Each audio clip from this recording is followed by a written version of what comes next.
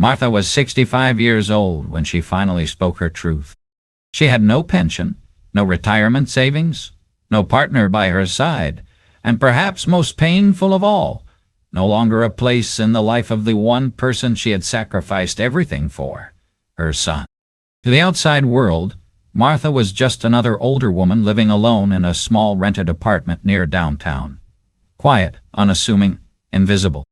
But behind that quiet exterior was a lifetime of love, heartbreak, and strength. She had raised a child, buried a husband, worked her hands raw for decades, and still ended up with nothing but a roof over her head and a heart full of silence. For many years, Martha believed that aging meant slowly disappearing, that if she wasn't useful, she wasn't wanted. She believed that her worth was tied to what she could give, not who she was. But what she would come to learn and what she would come to live is that there is something deeply powerful in starting over, even late in life. This is not a story of loss. This is the story of how a woman found peace on her own terms, of how she chose herself, not because she was forced to, but because she finally understood she was worth choosing. And if you too have ever felt forgotten, pushed aside, or left behind, then maybe this story is yours as well. The loss, when everything fell apart, Martha had always believed that old age would come with peace. She imagined evenings on the porch with her husband, Tom, watching the sky turn pink over the hills of Kentucky. She imagined Sunday dinners with her son, and maybe one day, grandchildren laughing in the yard. That was the picture she had painted for herself. A quiet, simple life full of love. But life, as she would come to learn, doesn't always follow the plans we hold so tightly in our hearts. The day Tom died was cold. The sky had turned a dull gray by mid-morning and a mist settled over the fields. Tom left the house before sunrise, just like he always did. He kissed her forehead, poured his coffee into a thermos, and said, "Don't wait up, hon." She never did. But that day, she would have given anything to have waited. The call came around noon. A foreman with a heavy voice told her there had been an accident. A scaffolding collapsed. Tom was gone before the ambulance arrived, and there was nothing anyone could have done. At first, she didn't cry. Her hands trembled, but her eyes stayed dry. She hung up the phone and walked back to the kitchen where a pot of beef stew had been left bubbling on the stove. She turned off the burner, sat at the table, and stared at the floor for what must have been hours. The funeral was a blur. People spoke, hands touched her shoulder, casseroles filled the counter, but Martha felt like she was floating above it all, watching someone else's life fall apart. A week later, the man from the construction company came to her door. He didn't make eye contact when he handed her a check. He said the company didn't carry proper insurance. He said they were barely staying afloat. He said $40,000 was the best they could offer. "If you want to fight it in court, that's your right," he said, not unkindly, but with a tone that made it clear it wouldn't help. "But the money won't be there. It's this or nothing." Martha looked at the check. Her hands were dry and cracked from years of working the land, but they trembled like a leaf as she held that slip of paper. $40,000. It felt like a slap. It felt like blood money. Still, she took it. She folded the check and placed it in the back of the drawer where she kept Tom's wallet, his reading glasses, and the watch he had worn every day for 20 years. She didn't tell anyone, not even Jacob. She couldn't bear to say the words aloud that her husband's life had been reduced to a payout smaller than some people's new cars. Without Tom's income, things got tight. The house wasn't expensive, but bills added up quickly. Heating oil, groceries, property taxes. She stopped buying meat. She stretched every dollar. She picked up mending jobs for neighbors, patched clothes, and sold eggs from the coop. Jacob, still in high school, tried to help in his own way. He offered to skip college and get a job right away, but Martha wouldn't hear of it. "Your daddy wanted better for you," she told him. "You'll get there." But deep down, she was afraid, not just of the bills, not just of being alone, but of fading away quietly, with no one left to carry her. The sacrifice Jacob was always ambitious, even when he didn't quite know what to do with it. After graduation, his test scores weren't good enough for college scholarships, and they couldn't afford tuition on their own. He was restless, full of energy and dreams, and determined to get out of their small town. "I want to go to Chicago," he told her one morning over toast. "There's work out there, mechanic jobs. I can make real money, Mama." Martha's heart sank, but she nodded. She didn't want to hold him back. He was 18, full of fire, and believed in a better future. How could she be the one to say no? Before he left, she gave him $1,000 in cash, money she had saved over months by cutting every corner she could just in case of an emergency. She told him, "Don't touch it unless you really need to." Jacob hugged her tight, kissed her cheek, and promised to call every Sunday. At first, he did. He called every week, just like he said. He told her about the city, how fast everything moved, how loud it was, how different it felt from home. He said he was working at a repair shop, starting with oil changes and tire rotations, but that the manager liked him. Then one Sunday, the tone of the call changed. He sounded nervous, hesitant. "Mom," he said, "can I ask you something?" He explained that rent was expensive, $1,000 per month just for a studio apartment. "That's $12,000 a year just disappearing," he said. "It's like I'm throwing money away." Then came the request. If I had a little help, I could buy something, a small place I found. A unit that's just the right size, and the bank will give me a loan. But I need help with the down payment. I was thinking maybe the money from Dad. Martha felt her chest tighten. That money had sat untouched for nearly 2 years. She thought of it as sacred. Tom's final gift, a safety net for emergencies, her backup plan if everything else fell apart. Still, Jacob's voice was soft, full of hope. "It's for us, Mama. For you too. One day, I'll bring you to the city. We'll live in the apartment together. When I make enough, you won't have to worry anymore." She wanted to believe him. She needed to believe him, so she said yes. The next day, she went to the bank and transferred all $40,000 to her son's account. Jacob bought the apartment. It was small and unfinished, but it was his. He sent her a photo. Bare walls, a mattress on the floor, a single window with the city skyline in the distance. Martha printed it out and pinned it to the wall above her sewing machine. She looked at it every day. She started working harder, planted more in the garden, took on more sewing repairs, raised 2 pigs instead of 1, sold everything she could during the holidays, and mailed him the earnings. When Jacob came home that first Christmas, she handed him $500 in cash for paint or furniture. She said. He smiled and took it, but didn't say much else. She never asked for anything in return. She didn't need to. The joy she saw in his eyes, however fleeting, was enough, or so she told herself. What she didn't know then, what she couldn't have known, was that this would be the beginning of a slow unraveling, one where promises faded into silence, one where love would be taken for granted, and one where Martha would have to find the strength to build a life again, not through herself, but through herself. The invisible mother time has a way of thinning even the thickest bonds when effort is no longer mutual. For Martha, the distance between her and Jacob had grown quietly, like dust in the corners of a once lived-in room. At first, the calls came once a week, then once every 2. Eventually, they became unpredictable, sporadic, rushed, and often initiated by her rather than him. Martha never said anything about it. She told herself Jacob was busy adjusting to life in the city, maybe even overwhelmed by work or bills. But she felt it. The silence, the space, the slow unraveling of connection. Still, she sent him small care packages. Batches of cookies, wool socks, letters folded with $10 bills tucked inside. She added little notes with each one. "Stay warm," or "Don't forget to eat," or "Love you, always."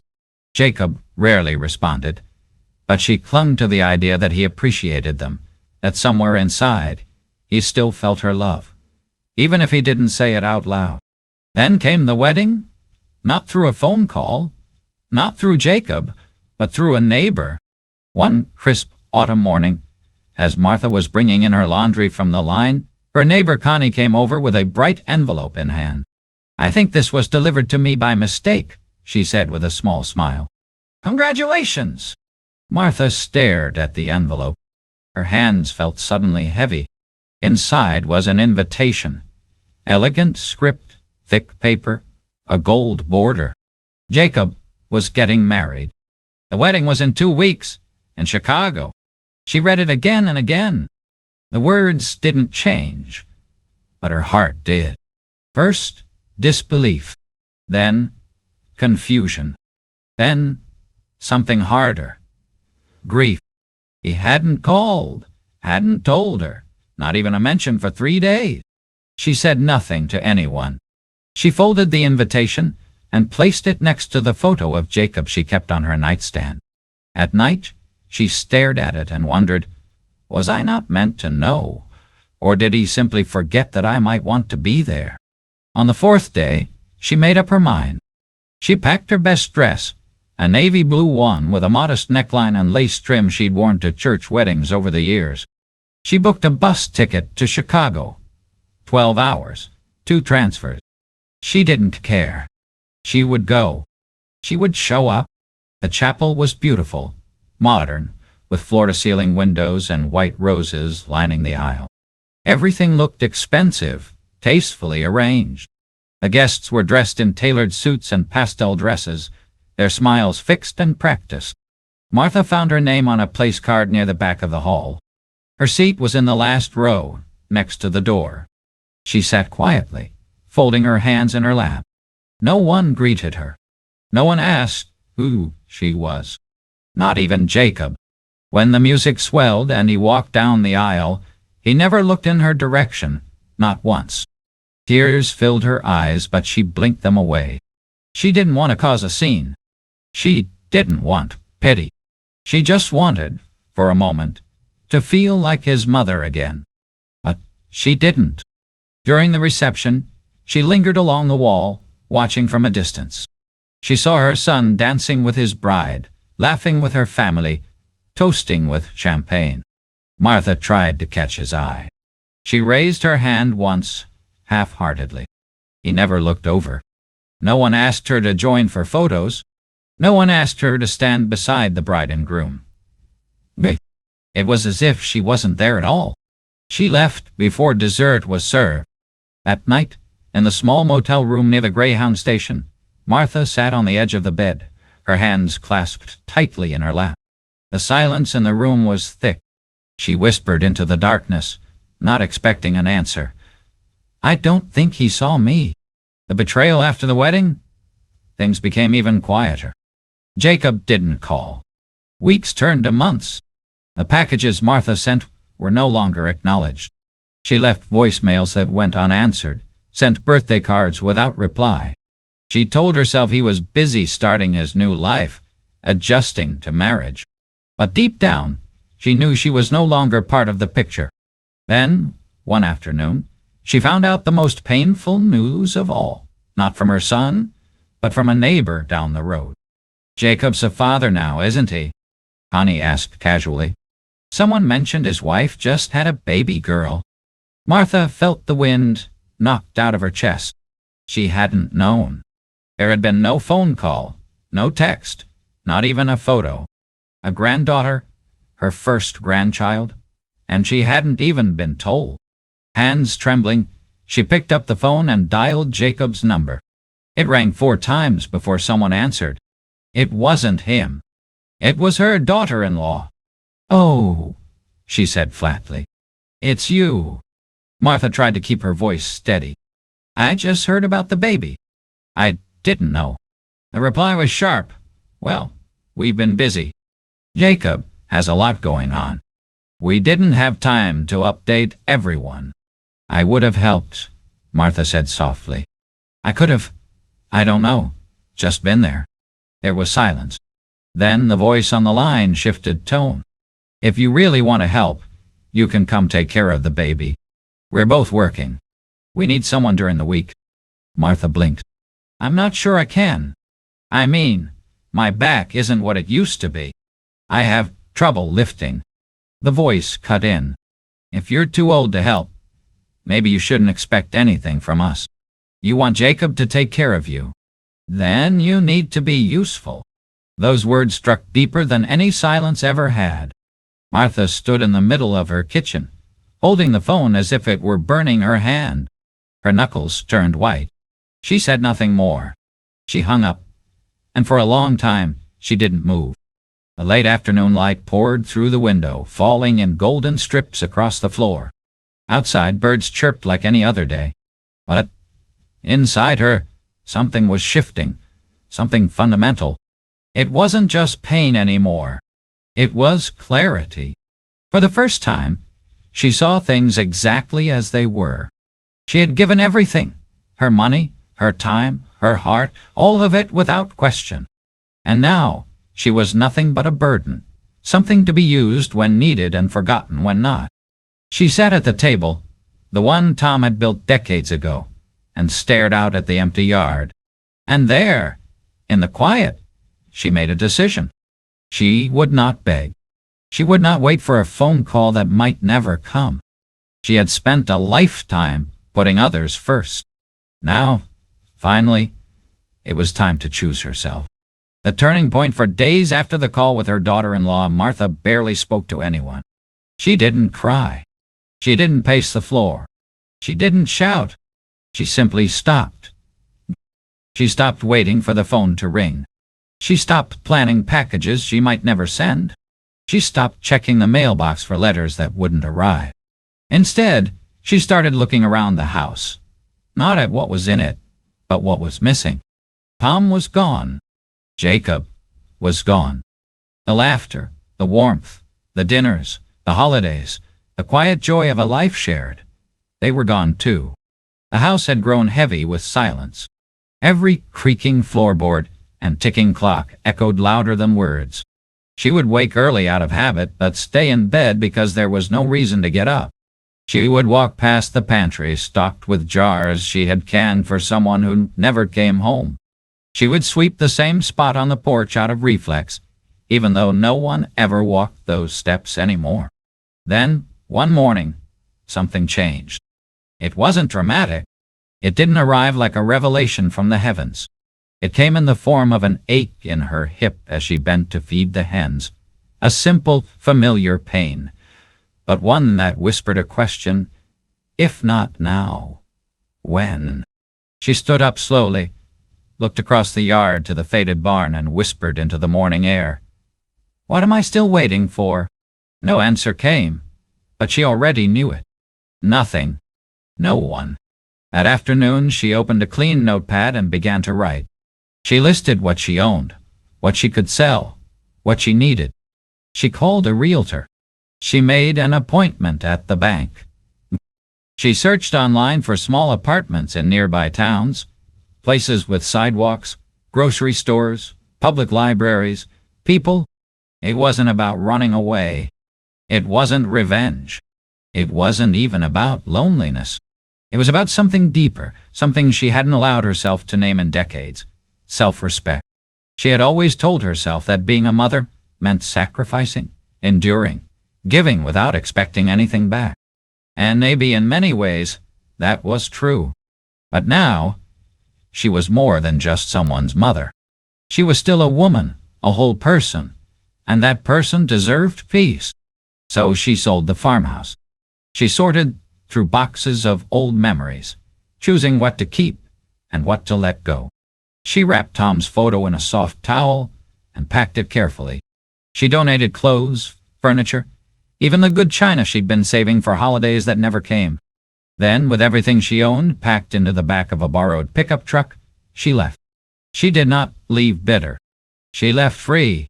The rebirth. Martha's new apartment wasn't much, just a one-bedroom unit in a modest brick building just outside the city limits.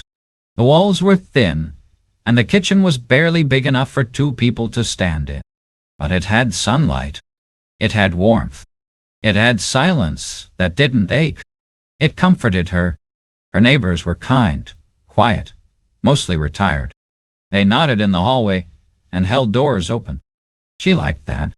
She found a job at the local church, helping clean in the early mornings before the congregation arrived. It wasn't glamorous. It paid just enough to cover groceries, utilities, and the occasional cup of coffee at the diner across the street. But the work gave her something she hadn't felt in years: purpose.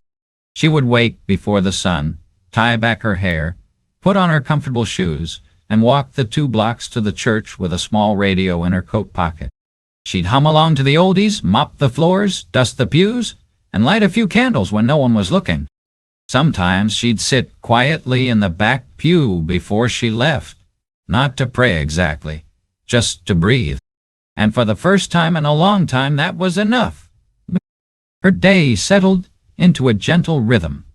Grocery runs on Tuesday, laundry on Thursday, letters to herself on Sunday afternoons. She no longer sent anything to Jacob. No more money, no more care packages, no more voicemails she wasn't sure would ever be heard. At first, that silence felt strange, but then it began to feel like strength. She started planting herbs in small pots by the window. She hung a wind chime outside her door. She bought herself flowers from the corner store on Fridays. Every now and then, she would see a mother walking with her child and feel a pain in her chest. Love never disappears, not real love, but she no longer let it rule her. She had done her part. She had given all she could, and now it was her turn.